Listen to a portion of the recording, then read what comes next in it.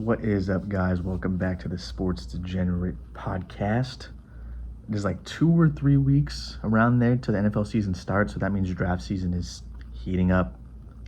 So now it's time to officially talk about my ranks. If you haven't seen video I posted like a week or two ago where I initially reacted to ADP, my first time ever looking at ADP, go check that out. I'm going to talk about kind of the same players here because obviously my ranks are going to be different. I talked about it there.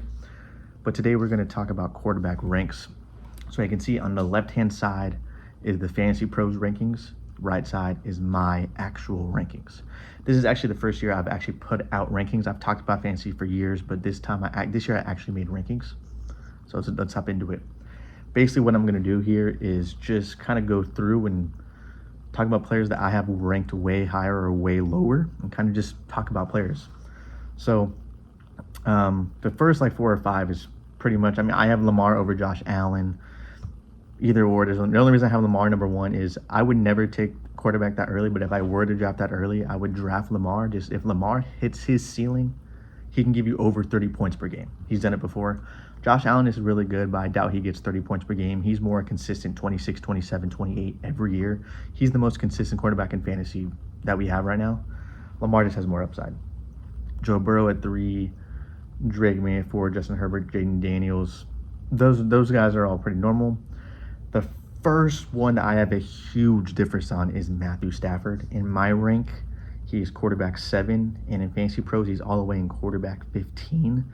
So according to Fantasy Pros, he's not even going to starter in a 12-team league. That's what they're saying, and I think that's ridiculous. He just came off an MVP season, and yes, he's not going to throw the same amount of touchdowns. What do you have, like over 40 last year, close to 50? He's not going to do that again. I totally agree.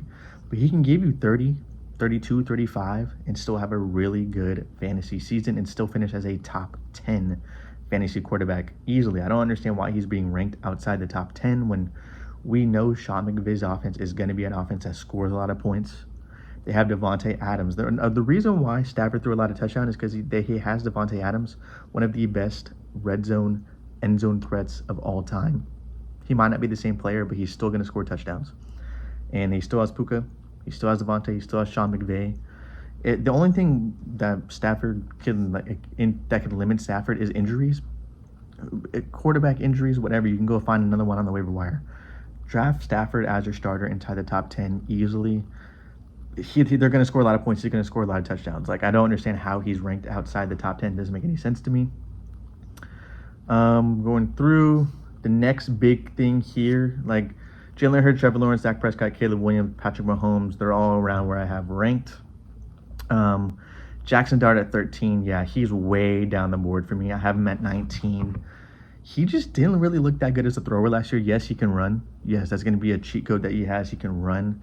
But as a thrower, he didn't look good. He really didn't look good. I wouldn't be surprised that if next year he's not even the starting quarterback of the Giants. I'm being serious. He did not look that good as a thrower. I'm just not going to trust that and put him all the way at 13. If he falls to me, if I really wait on quarterback and he's the best option available, that's fine, but I doubt it. I doubt I will ever drop Jaxson Dart. I just don't trust him as a player to drop him that high. And then we go down. The next thing is Brock Purdy. I forgot to talk about Brock Purdy. Brock Purdy at 11. I talked about it in my last video. I hate doubting Brock Purdy. I have him all the way down at 16, where Fantasy Pros has him at 11. I hate doubting Brock Purdy because he's been really good in fantasy. He's been basically a top 12 fantasy quarterback every year, and he can maybe do it again. And it's not that I don't think he's going to be, he's going to be someone that you can start every week in fantasy. I don't think he's going to suck. It's just me drafting him as a top 12 quarterback I'm not comfortable with. I don't know if he has the upside as the other guys I put ahead of him because the cast around him I'm scared of. Ricky Pearsall is out for the year. The receivers are an old Mike Evans, who's been dealing with injuries, an old Deebo Samuel, an unproven rookie in Deshaun Stribling, and Christian McCaffrey, who he's not even practicing right now, who was hit with his health history. I don't know, man. It's just the supporting cast around Purdy, I think, limits his ceiling, which is why I have him all the way down at 16. But like I said, he's going to be someone, I would draft Purdy 100%. If it's late and he falls, I'll draft him. I just don't think he has the upside as the other guys I have ahead of him.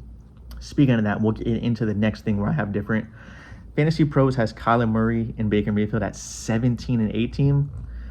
I have them at 13 and 14, so just outside the top 12. These are the guys that I'm most likely usually drafting. Like, if Matthew Stafford is a good value, I'll draft him. Like, usually Matthew Stafford's going like the eighth and ninth round. Give me that all day.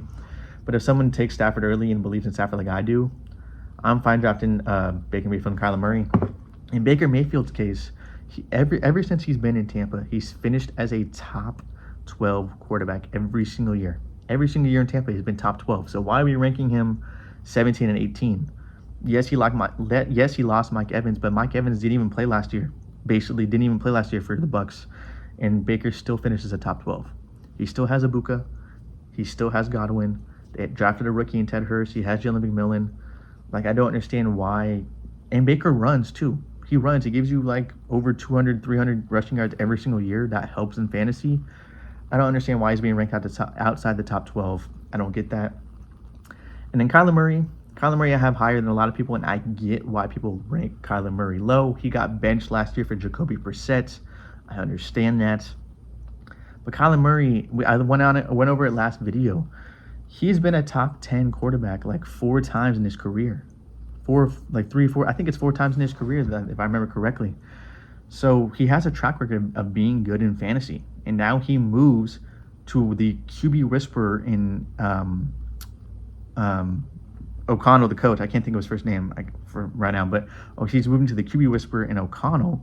He has Justin Jefferson. He has Jordan Addison. He has a good offensive system around him. I don't see how Kyler Murray doesn't finish as a top 12 quarterback this year unless he gets hurt. Like, I really don't. He's proven it before, and now he has a really good coach, a really good system around him. I love it. Going down, people have Bo Nix at 12, and I have him at 17. I don't hate Bo Nix. He's kind of the same thing as Purdy. He's been really good in fantasy. I just don't believe in Bo Nix as a talent in the NFL. So maybe it's a little bit of stubbornness for me. I'm fine drafting him though. It's like if someone drafted Nix in the top 12, I wouldn't be outraged by it. It is what it is. Going down. I don't see much else that's really that much different here. Like, you get to like Jordan Love, Tyler Shough, Malik Willis, Sam Darnold, all those guys. They're in the 20s. Nothing much is really different here. What I will say is, I kind of like Cam Ward more than a lot of people do. I have Cam Ward at 24. He's at 20. Oh no, he's around the same actually. So nothing else is really different. Like, rankings wise, quarterbacks one of those things where I'm not going to be ranked that much different, because once you get out of like the startable guys, it is what it is. What I will say is, I do want to talk about Cam Ward at least, because if you guys didn't watch my last video, I kind of think Cam Ward has a shot at being a top 15 quarterback, someone that you start every week. This year, he didn't look that good last year. The mini camp and training practice has not looked that good for him either. Like, the scrimmages haven't looked that good for Cam Ward either. My thought process on Cam Ward is the Brian Daboll hire. Brian Daboll is a really good offensive coach. He's the one that kind of turned Josh Allen's career around early in his career. People don't remember that. Daniel Jones' first year, 2022, when the Vikings won a playoff game. When the Giants beat the Vikings in the playoffs, and it was Brian Daboll's first year in New York. Daniel Jones finished as a top 10 quarterback in fantasy. So I just kind of trust Brian Daboll to run a good system. Cam Ward has the raw talent. So I really think Cam Ward could be like a top 15 quarterback this year, someone that you start. But that's about it. The takeaways here is Kyler Murray, Baker Mayfield, love them. I'm way higher on Kyler Murray and Baker Mayfield. Way higher on Matthew Stafford. And then Purdy, I'm not in love with. Dart, I'm not in love with. That is about it. Like I said, quarterback's pretty easy here. Go ahead, leave comments. Let me know what you think. Let me know if I'm wrong. All that stuff. And look forward to, I'm going to do the same thing for running back, wide receiver, and tight end. Thanks for watching, guys. Leave a like and subscribe.